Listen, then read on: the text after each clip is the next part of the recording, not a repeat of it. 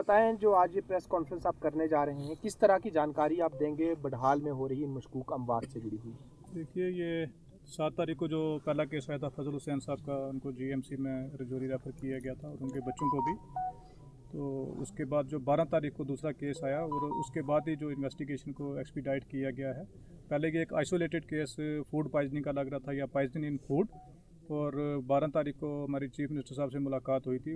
उस दिन से लेके आज दिन तक की जो भी इन्वेस्टिगेशन हुई है, जो भी कार्रवाई हुई है, मैं तो ऑलरेडी मीडिया को बता चुका हूँ। लेकिन जो हमारे प्रिंसिपल साहब जीएमसी रजौरी यहाँ पे मौजूद हैं, ये पूरे तरीके से आपको बताएंगे कि क्या क्या कहाँ से टीम आई है, क्या क्या टेस्ट हुए हैं और क्या क्या रिपोर्ट आई है। क्योंकि पब्लिक को अवेयर करना, क्योंकि हर तरफ से क्वेश्चन उठाए जा रहे हैं, पूछा जा रहा है, तो ये मेडिकल पॉइंट ऑफ व्यू से जो सारी जो ब्रीफिंग देंगे प्रिंसिपल साहब। जी सर, बताएं। थैंक यू एमएलए साहब। आज यहाँ बुधाल विलेज में आप लोगों के बीच में एमएलए साहब के साथ बैठ के मैं एक चीज़ सबसे पहले क्लियर करना चाहता हूँ कि आप लोगों को डरने की ज़रूरत नहीं है। ये कोई इन्फेक्शन नहीं है, ये कोई ऐसी बीमारी नहीं है जो फैल सके एक दूसरे से। जो अभी तक हमारी रिपोर्ट्स आई हैं, ये मैं अपने बलबूते पे नहीं बोल रहा हूँ, ये जो हमारी रिपोर्ट्स कह रही हैं, ये अभी कोई इन्फेक्टिव चीज़ ऐसी कोई नहीं आई, तो आम पब्लिक को डरने की ज़रूरत नहीं।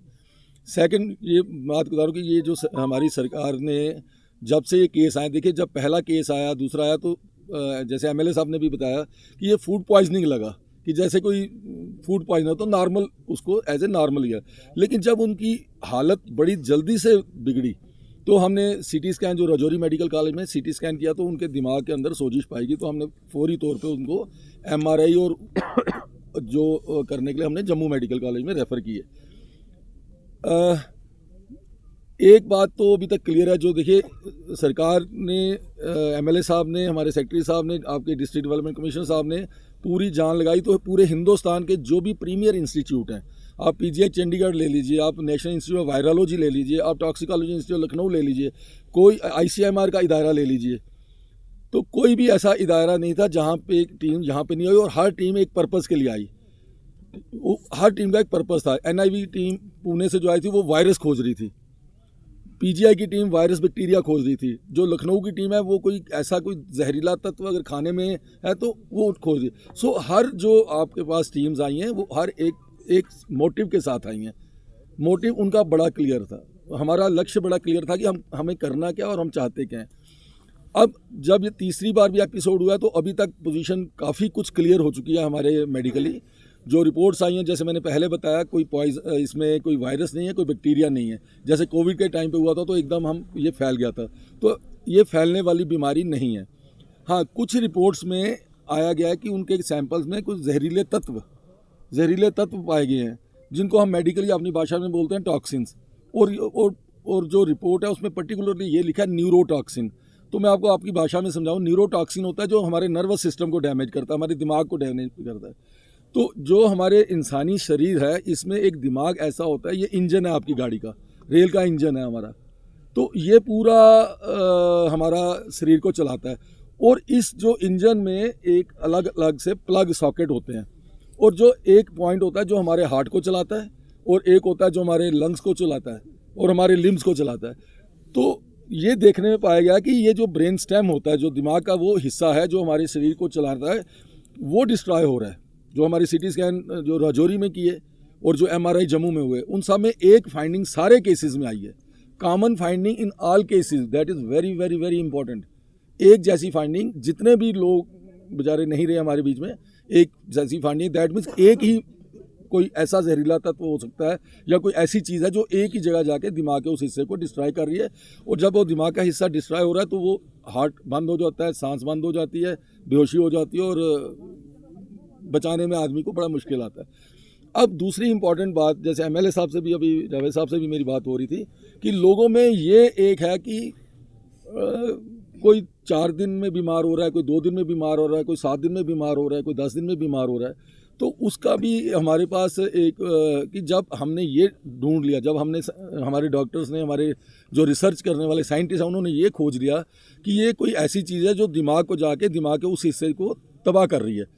तो अब जब दिमाग होता है ना, तो दिमाग कुदरत ने एक बहुत बड़ा इंपॉर्टेंट हिस्सा है हमारे शरीर का, तो इसको कवर किया, तभी तो ये खोपड़ी हमारी सबसे सख्त होती है, सबसे सख्त। और इस खोपड़ी के अंदर एक और लेयर होती है। जैसे आप घर में दीवार बनाते हैं तो दीवार के उस पार अलग है और इस पार अलग है, तो हमारे दिमाग और खोपड़ी के बीच में एक और दीवार होती है। ये बाहर से जो देख रहे हो हड्डी है, इसके अंदर खोपड़ी है जिसको ब्रेन बोलते हैं, और इन दोनों के बीच में एक और दीवार है, उसको हम मेडिकल भाषा में बोलते हैं ब्लड ब्रेन बैरियर। अब कोई भी चीज़ जब हम खाते हैं हमारे दिमाग तक पहुंचने के लिए उसको वो दीवार क्रॉस करनी है। अब मैं आपको वो बताता हूँ कि कोई 72 घंटे में ज़्यादा सीरियस हो गया, कोई 4 दिन में हुआ, कोई 8 दिन में हुआ, कोई 10 दिन में हुआ। अब दीवार आपने बनाई है, अब कोई बंदा करता है कि यार मिट्टी की दीवार बना देता है, कोई करता है ईंटों की दीवार बनाता है, कोई पत्थर की बनाता है, कोई सीमेंट की मजबूत सरिये डाल के दीवार बनाता है।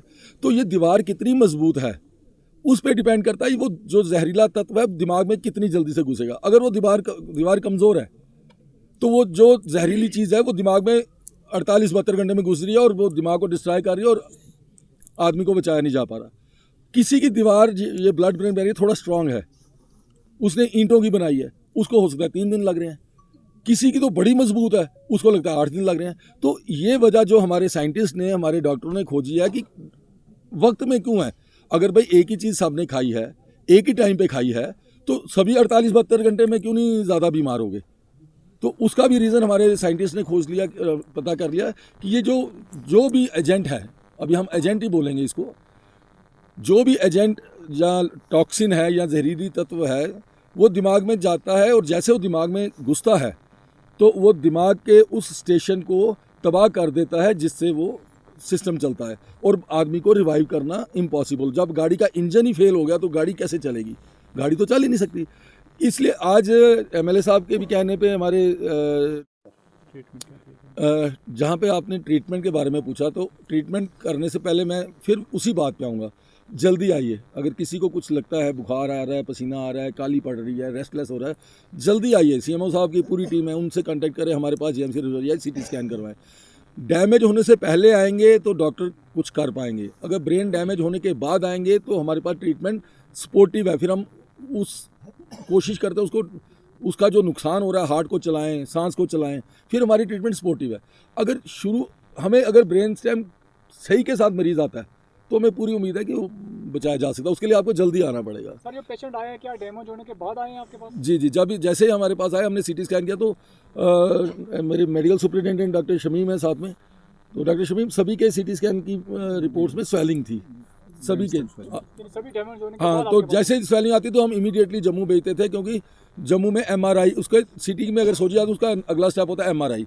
तो हमें एमआरआई के लिए सभी बच्चों को भी और सभी को हमने फौरनी तौर पे एम्बुलेंस मेडिकल सुपरिटेंडेंट साहब ने अरेंज करवा के तो उनको हमने जम्मू भेजा एमआरआई करवाने के लिए। सर, लाइफस्टाइल के किस तरह के चेंजेस आप फिलहाल सजेस्ट करते हैं जब तक ये मामला पूरी तरह से साफ हो पाता है? जी, पहले तो सबसे बड़ी बात है बुधाल विलेज के आगे कंडी के लोगों को पहले अपने दिमाग से फियर एंड एंग्जाइटी निकाल दीजिए। आप डरिए मत कि कोई आसमानी बीमारी आ गई है या कोई बड़ा जैसे कोविड जैसी सिचुएशन आने वाली है, ऐसा कुछ नहीं होगा। ये मैं गारंटी और दावे के साथ कह रहा हूँ, और मैं ज़ुबानी नहीं कह रहा हूँ, मैं दस्तावेज पढ़ के कह रहा हूँ। जो दस्तावेज मेडिकल के दस्तावेज हैं उनको देख के, उनको पढ़ के मैं बता रहा हूँ कि आपको डरने की ज़रूरत नहीं। दूसरा मैं कहूँगा कि यहाँ पे कोई भी दावत जैसा माहौल या फीस जिसमें 50-100 लोग इकट्ठा खाना खाते हैं मत करिए। अब देखिए इतनी बदकिस्मती से इतनी डेथ्स हो चुकी है, अब इनका भी 10वां होगा, इनका भी 40वां ख़त्म शरीफ जो बोलते हैं वो होगा, उसमें आप आइए, अफसोस कीजिए, लेकिन वो 100 लोगों का खाना, 50 लोगों का खाना मत बनाएं। हालात को देखते हुए आप इस चीज़ों से परहेज़ करें। खाना अपने अपने घर में बनाएं, 4 लोगों का, 5 लोगों का। दावती तौर पे जो खाने होते हैं, फीस जिसको बोलते हैं, या इकट्ठे कम्युनिटी मील्स, वो कम से कम 1 महीना ना कीजिए जब तक सिचुएशन सारी संभल नहीं जाती। दूसरा, खाना ताज़ा खाएं, रात का बचा हुआ ना खाएं, खाना अच्छी तरह से ढंग के रखें और उतना ही पकाएं जितना खाना है, अगले टाइम के लिए फिर बनाएं। खाना बना के छोड़ मत दें, ताज़ा बनाएं, ताज़ा खाएं, और पानी अच्छी तरह उबाल के ठंडा करके और ढक के पानी पिएं। ये बेसिक छोटी छोटी चीज़ों का ध्यान रखें और आपस में एक दूसरे पे भरोसा करके एक दूसरे का सहारा बने। और ये जो परिवार बेचारे अभी उजड़ गए हैं, बिछड़ गए हैं, उनको आप लोगों की सख्त ज़रूरत है। देखिए, इसमें एक केस जो है वो रिकवर भी हो पाया है, जो फजल हुसैन जो जिसकी एलिया जो है वो पहले दिन से ही इन्फेक्टेड थी। जब फजल हुसैन यहाँ से कोटरंगा गया चेकअप के लिए तो तब उसकी वाइफ को भी सेम सिम्टम थे। तो डॉक्टर आशुतोष साहब से मैं जीएमसी प्रिंसिपल जो है उनसे मुलाकात की थी। पूरी उन्होंने टीम जो डॉक्टर्स की लगा के रखी थी। 33 डेज उसका ट्रीटमेंट हुआ है और एक ही लेडी इसमें जो है रिकवर हो पाई है। तो मैं आपके चैनल के थ्रू पब्लिक को बताना चाहता हूँ कि गवर्नमेंट इसको लेके बहुत ज़्यादा सेंसिटिव है। कोई भी गवर्नमेंट ये नहीं चाहती है कि अभी उसकी आवाम में इस किस्म के हादसात पेश आएँ और इतने इनोसेंट बच्चे जो है उनकी किलिंग हो गई है। तो ये एक बड़ा दर्द का मामला है हम सब के लिए। और जब सेकंड केस आया है, पहले केस में हमने तो ये सोचा था कि ये आइसोलेटेड केस है पॉइजनिंग का या फूड इन पॉइजन है। तो 12 तारीख से लेके आज तक जो है लगातार इस पर इन्वेस्टिगेशन हो रही है। सेक्रेटरी हेल्थ डेली बेसिस के ऊपर इस पर मीटिंग ले रहे हैं और थ्रू वीडियो कॉन्फ्रेंसिंग जो एक्सपर्ट जो हैं उनके साथ जुड़ते हैं, पूना से जुड़ते हैं, दिल्ली से और पीजीआई चंडीगढ़ से, और यहाँ की टीम भी बैठती है उस वीडियो कॉन्फ्रेंसिंग में और वो पूरी मीटिंग लेते हैं डेली बेसिस पे। तो आईसीएमआर की लैब भी आई थी, नेशनल इंस्टीट्यूट ऑफ वायरोलॉजी की टीम आई थी, चंडीगढ़ से आए, सब आए। गवर्नमेंट ने पूरी ताकत यानी इस पर लगाई है। तो ये हमारी बदकिस्मती रही है कि इन बच्चों को बचाया नहीं जा पाया है, क्योंकि ये इस सेंचुरी का सबसे बड़ा चैलेंज ये है कि नई किस्म की बीमारियां आ रही हैं जिनका पता नहीं चल रहा है। जैसे कोविड-19 आ गया था, लाखों लोग उसमें मारे गए थे।